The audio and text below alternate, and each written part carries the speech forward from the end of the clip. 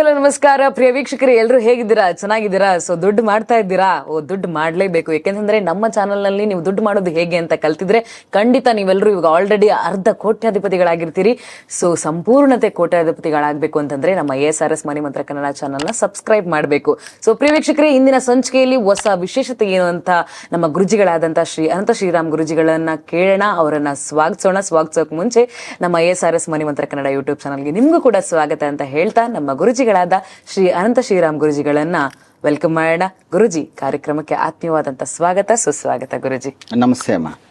ಗುರುಜಿ, so ನೀವು ಹಿಂದಿನ ಸಂಚಿಕೆಯಲ್ಲಿ ಹೇಳಿದ್ರಿ ಸಂಪೂರ್ಣತೆ ಅಂತಂದ್ರೆ ಏನು ಅಂತ ಹೇಳಿ. ಸೊ ಸಂಪೂರ್ಣತೆ ಯಾವುದು ಇಲ್ಲ, ಆಗಲ್ಲ, ಮಾಡಕ್ಕಾಗಲ್ಲ, ಬರಲ್ಲ ಅಂತ ನಾವು ಹೇಳಬಾರ್ದು, ಹಾಗೆ ಆಗತ್ತೆ ಅನ್ನೋ ಒಂದು ಆತ್ಮವಿಶ್ವಾಸ ನಮ್ಮಲ್ಲಿ ಇರಬೇಕು ಅಂತ ಹೇಳಿದ್ರಿ. ಸೊ ಗುರುಜಿ, ಇಂದಿನ ಸಂಚಿಕೆಯಲ್ಲಿ ಏನು ಹೇಳ್ತೀರಾ ನಮ್ಮ ವೀಕ್ಷಕರಿಗೆ? ಈಗ ನಾವು ಮನೆಯೇ ಮಂತ್ರಾಲಯ, ಮನಸ್ಸೇ ದೇವಾಲಯ ಅಂತ ಕೇಳಿದೀವಿ. ಹೌದು ಗುರುಜಿ. ಅಲ್ವಾ? ನಮ್ಮ ಮನಸ್ಸು ದೇವಾಲಯ ಅಂದಾಗ ನಮ್ಮ ಮನಸ್ಸನ್ನ ಯಾಕೆ ನಾವು ದೇವಾಲಯಕ್ಕೆ ಹೋಲಿಸ್ತಾ ಇದ್ದೀವಿ ಅನ್ನೋದನ್ನ ನಾವು ನೋಡ್ಬೇಕಲ್ವಾ? ನಮ್ಮ ಮನಸ್ಸನ್ನ ದೇವಾಲಯಕ್ಕೆ ಹೋಲಿಸ್ತಾ ಇದೀವಿ. ಈಗ ದೇವಾಲಯ ಅಂದ ತಕ್ಷಣನೇ ಅಲ್ಲಿ ನಿರ್ಮಲವಾಗಿರುತ್ತೆ, ಶಾಂತವಾಗಿರುತ್ತೆ, ಶಾಂತ ಸ್ಥಿತಿಯಾಗಿರುವಂತದ್ದು ದೇವಾಲಯ ಅಲ್ವಾ? ಆಗಿರ್ಬೇಕಾಗಿದ್ರೆ ನಮ್ಮ ಮೈಂಡನ್ನ, ನಮ್ಮ ಮನಸ್ಸನ್ನ ದೇವಾಲಯಕ್ಕೆ ಹೋಲಿಸಿದ್ದೀವಿ. ಇಲ್ಲಿ ದೇವಾಲಯ ಅಂದ ತಕ್ಷಣನೇ ನಮ್ಗೆ ಜ್ಞಾಪಕಕ್ಕೆ ಬರ್ಬೇಕಾಗಿರೋದು ಏನಪ್ಪಾ ಅಂತಂದ್ರೆ ದೇವ್ರು. ದೇವಾಲಯ ಇದ್ಮೇಲೆ ಅಲ್ಲಿ ದೇವ್ರು ಇರ್ಬೇಕು ಅಂದ್ಮೇಲೆ ಅಲ್ಲ ಗರ್ಭಗುಡಿ ಅಂತ ಒಂದಿರುತ್ತೆ. ಗರ್ಭಗುಡಿ ಒಳಗಡೆನೆ ದೇವರನ್ನ ಇಟ್ಟಿರ್ತಾರೆ ಅಲ್ವಾ? ನಮ್ಮ ಮೈಂಡ್ ಅಲ್ಲೂ ಸಹ ಅದೇ ರೀತಿಯಾದಂತಹ ದೇವಾಲಯಗಳಿದೆ. ಅದು ಯಾವ ರೀತಿ ದೇವಾಲಯಗಳಿದೆ ಅಂತಂದ್ರೆ, ಇಲ್ಲಿ ನಮ್ಮ ಮನಸ್ಸಲ್ಲಿ 3 ವಿಧ. ಯಾವ ರೀತಿ ಅಂತಂದ್ರೆ ಚೇತನಾತ್ಮಕ ಮನಸ್ಸು, ಸುಪ್ತ ಚೇತನಾತ್ಮಕ ಮನಸ್ಸು, ಸುಜನ ಚೇತನಾತ್ಮಕ ಮನಸ್ಸು, ಕಾನ್ಸಿಯಸ್ ಮೈಂಡ್, ಸಬ್ ಕಾನ್ಸಿಯಸ್ ಮೈಂಡ್, ಸುಪ್ರ ಕಾನ್ಸಿಯಸ್ ಮೈಂಡ್ ಅಂತ. ಇಲ್ಲಿ ನಮ್ಮ ಮನಸ್ಸಿನಲ್ಲಿ ಇದು 3 ದೇವಾಲಯಗಳು ಅಂತ. ಅರ್ಥ ಆಯ್ತಲ್ಲ? ಈಗ ದೇವಾಲಯಗಳು ಅಂತ ನಾವು ಹೇಳಿದ್ದೀವಿ. ದೇವಾಲಯಗಳಲ್ಲಿ ಏನಿರ್ಬೇಕು? ದೇವ್ರಿರ್ಬೇಕು ಅಲ್ವಾ? ಆ ದೇವಾಲಯಗಳಲ್ಲಿ ದೇವ್ರಿದೆಯಾ ಅಥವಾ ಏನಾದ್ರೂ ಬೇರೆ ಇದೆಯಾ, ಇಲ್ಲ ಖಾಲಿಯಾಗಿದೆಯಾ ಅನ್ನೋದನ್ನ ನಾವು ಅಬ್ಸರ್ವ್ ಮಾಡಬೇಕು. ಇಲ್ಲಿ ಏನಾಗಿದೆ, ನಮ್ಮ ದೇವಾಲಯಗಳಲ್ಲಿ ಏನಾಗಿದೆ ಅಂತಂದ್ರೆ, ನಾವು ಚಿಕ್ಕಂದಿನಿಂದ ಕೇಳಿರುವಂತಹ ನೆಗೆಟಿವ್ ಭಾವನೆಗಳು, ನಮ್ಮ ಪರಿಸರದಲ್ಲಿ ಕೇಳಿರುವಂತಹ ಮಾತುಗಳು, ಘಟನೆಗಳು, ನಮ್ಮ ತಂದೆ ತಾಯಿಗಳು ಹೇಳ್ಕೊಟ್ಟಿರುವಂತಹ ಮಾತುಗಳು. ಅರ್ಥ ಆಯ್ತಾ? ಯಾವ ರೀತಿ ಹೇಳ್ಕೊಟ್ಟಿರ್ತಾರೆ? ನಾವು ಕಷ್ಟ ಬಿದ್ದು ದುಡ್ಡನ್ನ ಸಂಪಾದನೆ ಮಾಡಬೇಕು, ನಾವು ಕಷ್ಟ ಬೀಳದೆ ಇದ್ರೆ ದುಡ್ಡು ಸಂಪಾದನೆ ಮಾಡೋಕ್ಕಾಗೋದಿಲ್ಲ, ಶ್ರೀಮಂತರೆಲ್ಲ ಸರಿ ಇಲ್ಲ. ಅರ್ಥ ಆಯ್ತಾ? ನಮಗೆ ಈ ಥರ ಮಾತುಗಳೆಲ್ಲ ನಾವು ಕೇಳಿದ್ದೀವಿ. ಅವರನ್ನು ಕಂಡ್ರೆ ನಮ್ಗಾಗೋದಿಲ್ಲ. ಈ ಥರ ಭಾವನೆಗಳೇನಾಗ್ಬಿಟ್ಟಿದೆ, ಈ ಥರ ನೆಗೆಟಿವ್ಸ್ ಭಾವನೆಗಳೇನಾಗಿದೆ ಅಂದರೆ ನಮ್ಮ ಮೈಂಡ್ಗಳಲ್ಲಿ ತುಂಬ ತುಂಬ್ಕೊಂಡ್ಬಿಟ್ಟಿದೆ. ಈ ರೀತಿಯಾಗಿ ತುಂಬಿಕೊಂಡಿರುವಂತಹ ನೆಗೆಟಿವ್ಸ್ಗಳನ್ನು ನಾವು ತೆಗಿಬೇಕು. ಯಾವ ರೀತಿ ತೆಗಿಬೇಕು ನಾವು? ಈಗ ಒಬ್ಬ ಮನುಷ್ಯನ ತಲೆನಲ್ಲಿ 4,80,640 ನೆಗೆಟಿವ್ಸ್ ಇದೆ ಅಂತ ಹೇಳ್ತಾರೆ ಅಲ್ವಾ? ಅಷ್ಟು ನೆಗೆಟಿವ್ಸ್ ನಮ್ಮ ಮೈಂಡಲ್ಲಿ ಇರಬೇಕಾಗಿದ್ರೆ ನಾವು ಅದನ್ನು ಯಾವ ರೀತಿ ತೆಗಿಬೇಕು ಅನ್ನೋದನ್ನ ತಿಳಿಬೇಕು. ನಮ್ಮ ಸಬ್ಜೆಕ್ಟಲ್ಲಿ ಇದನ್ನು ತೆಗೆಯೋದು ತುಂಬ ಸುಲಭ. ಅದಕ್ಕಾಗಿ ನಾವು ಅದಕ್ಕೆ ಪದ್ಧತಿ ಇದೆ. ಯಾವ ಪದ್ಧತಿನಲ್ಲಿ ತೆಗಿಬೇಕು, ಯಾವ ಮೆಥಡಲ್ಲಿ ಅದನ್ನು ತೆಗೆದಾಗ ಅದು ರಿಮೂವ್ ಆಗುತ್ತೆ ಅನ್ನೋದನ್ನು ನಾವು ತಿಳ್ಕೊಬೇಕಾಗುತ್ತೆ. ಈಗ ಅದನ್ನು ರಿಮೂವ್ ಮಾಡಿದ್ದೀವಿ, ತೆಗ್ದಿದ್ದೀವಿ. ಮತ್ತೆ ನಾವು ಏನು ಮಾಡಬೇಕು? ಈಗ ದೇವಾಲಯ ಇದೆ ಅಂತ ನಾವು ಹೇಳಿದ್ದೀವಿ ಅಲ್ವಾ? ಅಲ್ಲಿ ದೇವರುಗಳು ಇರಬೇಕಾಗಿತ್ತು, ಅಲ್ಲಿ ಖಾಲಿ ಇತ್ತು ಅಲ್ವಾ? ಏನೇನೋ ಇತ್ತು, ಅದನ್ನೆಲ್ಲ ಕ್ಲೀನ್ ಮಾಡಿದ್ವಿ, ಈಗ ಖಾಲಿ ಮಾಡಿ ಇಟ್ಟಿದ್ದೀವಿ. ನಾವು ಅಲ್ಲಿ ಏನು ಇಡಬೇಕು? ಈಗ ದೇವರು ಅಂದ ತಕ್ಷಣನೇ, ಒಂದು ದೇವಸ್ಥಾನ ಅಂದು ದೇವರು ಅಂದ ತಕ್ಷಣ ನಾವೇನು ಮಾಡ್ತೀವಿ? ಒಬ್ಬರು ಅರ್ಚಕರನ್ನು ಇಟ್ಟಿರ್ತೀವಿ ಅಲ್ಲಿ ಅಲ್ವಾ? ಒಬ್ಬ ಅರ್ಚಕರನ್ನು ಇಟ್ಟು ಆ ದೇವರಿಗೆ ಅವ್ರು ಏನು ಮಾಡ್ತಾರೆ? ಅರ್ಚಕರು 3 ಗಂಟೆಯಿಂದ 6 ಗಂಟೆ ಒಳಗಡೆ ದೇವಸ್ಥಾನಕ್ಕೆ ಹೋಗ್ತಾರೆ. ಅವರು ಸ್ನಾನ ವಂದನಾದಿಗಳನ್ನು ಮುಗಿಸಿ ದೇವಸ್ಥಾನಕ್ಕೆ ಹೋಗಿ ದೇವ್ರಿಗೆ ಏನು ಮಾಡ್ತಾರಮ್ಮ ಅಂತಂದರೆ ದೇವರನ್ನು ಶುಭ್ರವಾಗಿ ತೊಳಿತಾರೆ. ನಂತರ ಏನು ಮಾಡ್ತಾರೆ? ಹಾಲಾಭಿಷೇಕ ಮಾಡ್ತಾರೆ, ನಂತರ ಗಂಧಾಭಿಷೇಕ ಮಾಡ್ತಾರೆ, ಪುಷ್ಪಾಭಿಷೇಕ ಮಾಡ್ತಾರೆ, ಹಾಲಾಭಿಷೇಕ ಮಾಡ್ತಾರೆ. ತುಂಬ ಅಭಿಷೇಕಗಳನ್ನೆಲ್ಲ ಈ ರೀತಿಯಾಗಿ ಪದ್ಧತಿಯಾಗಿ ಮಾಡ್ಕೊಂಬರ್ತಾರೆ. ಅಲ್ಲಿ ಆ ಪದ್ಧತಿಯಾಗಿ ಮಾಡ್ಕೊಂಬಂದ್ರೆ ಏನಾಗುತ್ತೆ ಅಲ್ಲಿ ಅಂತಂದ್ರೆ ಒಂದು ಪಾಸಿಟಿವ್ನೆಸ್ ಅನ್ನೋದು ಇರುತ್ತೆ. ದೇವರಿಗೆ ಒಂದು ಶಕ್ತಿ ಬರೋ ರೀತಿಯಲ್ಲಿ ಎಲ್ಲ ಈ ತರ ನಡೆಯುತ್ತೆ. ಅಲ್ಲಿ ನಾವು ಹೋಗಿ ಬೆಳಿಗ್ಗೆ ಆ ದೇವಸ್ಥಾನದಲ್ಲಿ ಒಂದು 5 ನಿಮಿಷ ಕುಳಿತಾಗ ನಮಗೆ ಒಂದು ನಿರ್ಮಲವಾದ ಸ್ಥಿತಿ, ಪ್ರಶಾಂತವಾದ ಸ್ಥಿತಿ ನಮ್ಮ ಮನಸ್ಸಿಗೆ ಬರುತ್ತೆ. ಆ ರೀತಿ ಅಲ್ಲಿಟ್ಟಿರ್ತಾರೆ ದೇವರನ್ನ ಅಲ್ವಾ.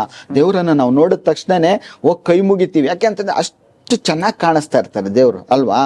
ಅದೇ ರೀತಿಯಾಗಿ ನಮ್ಮ ಮನಸ್ಸಲ್ಲಿರುವಂತಹ ದೇವರುಗಳನ್ನ ನಾವು ಯಾವ ರೀತಿ ಮಾಡಬೇಕು, ನಾವು ಯಾವ ರೀತಿ ಪೂಜೆ ಮಾಡಬೇಕು, ನಾವು ಯಾವ ರೀತಿ ಆ ದೇವರುಗಳಿಗೆ ಅಭಿಷೇಕವನ್ನ ಮಾಡಬೇಕು, ಯಾವ ರೀತಿ ಮಂತ್ರಗಳನ್ನು ಹೇಳ್ಬೇಕು, ಯಾವ ರೀತಿ ಸ್ತೋತ್ರಗಳನ್ನು ಹೇಳ್ಬೇಕು, ಯಾವ ಸಮಯದಲ್ಲಿ ಹೇಳ್ಬೇಕು, ಯಾವ ರೀತಿ ಹೇಳ್ಬೇಕು ಅನ್ನೋದನ್ನೆಲ್ಲ ತಿಳ್ಕೊಂಡಿರ್ಬೇಕು.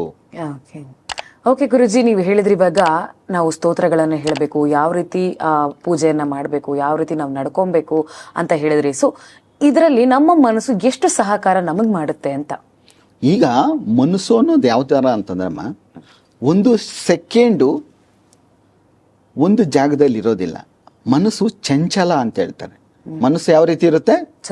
ಚಂಚಲವಾಗಿರುತ್ತೆ. ಅಂತಂದ್ರೆ ಅದೇನಮ್ಮ ಅಂತಂದ್ರೆ, ಅದು ಈಗ ಇಲ್ಲಿದ್ರೆ ಇನ್ನೊಂದು ಸೆಕೆಂಡ್ಗೆ ಬೇರೆ ಕಡೆ ಹೊರಟೋಗಿರುತ್ತೆ. ಅಷ್ಟು ಚಂಚಲವಾಗಿರುವಂಥ ಮನಸ್ಸನ್ನ ನಾವು ಒಂದು ಕಡೆ ನಿಲ್ಲಿಸುವಂತೆ ಮಾಡೋದೇ ನಮ್ಮ ASRS ಮನಿ ಮಂತ್ರ ಸಬ್ಜೆಕ್ಟ್ ಅಲ್ಲಿ ತುಂಬಾ ಸುಲಭವಾಗಿ ಹೇಳ್ಕೊಡ್ಬೇಕಾಗುತ್ತೆ.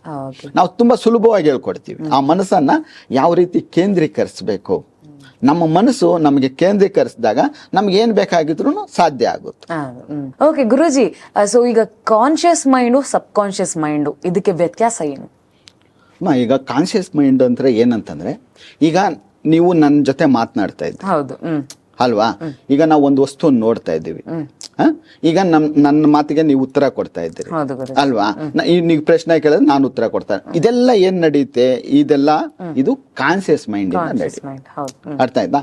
ಈ ಸಬ್ ಕಾನ್ಶಿಯಸ್ ಮೈಂಡ್ ಅಂತಂದ್ರೆ ಅದು ಯಾವ ರೀತಿ ಕೆಲಸ ಮಾಡುತ್ತೆ ಅಂತಂದ್ರೆ, ನಮ್ಮ ಕಾನ್ಶಿಯಸ್ ಮೈಂಡ್ ಅನ್ನ ಯಾವಾಗ ನಾವು ಸೈಲೆಂಟ್ ಮಾಡಿ ಒಂದು ನಿರ್ಮಲವಾದ ಪ್ರದೇಶದಲ್ಲಿ ಕುಳಿತುಕೊಂಡು ಒಂದು ಧ್ಯಾನವನ್ನು ಮಾಡಿದಾಗ ನಮ್ಮ ಸಬ್ ಕಾನ್ಶಿಯಸ್ ಮೈಂಡ್ ಕೆಲಸ ಮಾಡೋದಕ್ಕೆ ಸ್ಟಾರ್ಟ್ ಮಾಡುತ್ತೆ. ಅಲ್ಲಿವರೆಗೂ ಅದೇನು ಮಾಡುತ್ತೆ? ಸೈಲೆಂಟ್ ಆಗಿರುತ್ತೆ. ಅರ್ಥ ಆಯ್ತಾ? ಅದು ನಾವು ನಿಧಾನಕ್ಕೆ ಯಾವ್ದು ಡಿಸಿಷನ್ ತಗೊಂತೀವಿ, ಯೋಚನೆ ಮಾಡಿ ಯಾವ್ದು ಡಿಸಿಷನ್ ತಗೊಂತೀವಿ, ಅದು ಸಬ್ ಕಾನ್ಶಿಯಸ್ ಮೈಂಡಿಂದ ಸಾಧ್ಯ ಆಗುತ್ತೆ. ಈ ರೀತಿಯಾಗಿ ಕೆಲಸ ಮಾಡುತ್ತೆ ಸಬ್ ಕಾನ್ಶಿಯಸ್ ಮೈಂಡು. ಇಲ್ಲಿ ನಾವು ಮನಸ್ಸನ್ನ ಈಗ ಕಾನ್ಶಿಯಸ್ ಮೈಂಡ್ ಅಂತ ಹೇಳಿದ್ವಿ, ಸಬ್ ಕಾನ್ಶಿಯಸ್ ಮೈಂಡ್ ಅಂತ ಹೇಳಿದ್ವಿ. ಇದು ಯಾವ ರೀತಿ ಕೆಲಸ ಮಾಡುತ್ತೆ ಅಂತಾನು ಹೇಳಿದ್ವಿ ಅಲ್ವಾ. ಇಲ್ಲಿ ನಮ್ಮ ಮೈಂಡಲ್ಲಿ ಏನಿಟ್ಟಿದ್ದೀವಿ ನಾವು ಅಂತಂದ್ರೆ, ಈಗ ದುಡ್ಡು, ಸಂಪತ್ತು, ಐಶ್ವರ್ಯ ಅನ್ನುವಂತಹ ಒಂದು ದೇವರುಗಳನ್ನು ಇಟ್ಟಿದ್ದೀವಿ. ನಾವು ಅದಕ್ಕೆ ಸ್ತೋತ್ರಗಳನ್ನ ಮಾಡಬೇಕು, ಮಂತ್ರಗಳನ್ನ ಹೇಳ್ಬೇಕು, ಸ್ಫಟನೆ ಮಾಡಬೇಕು ಅಂತ ಹೇಳ್ತಾ ಇದ್ದೀವಿ. ಅರ್ಥ ಆಯ್ತಾ? ಈಗ ಮಾಮೂಲಿ ದೇವಸ್ಥಾನಕ್ಕೆ ಹೋದಾಗ ಏನ್ ಮಾಡ್ತಾರೆ?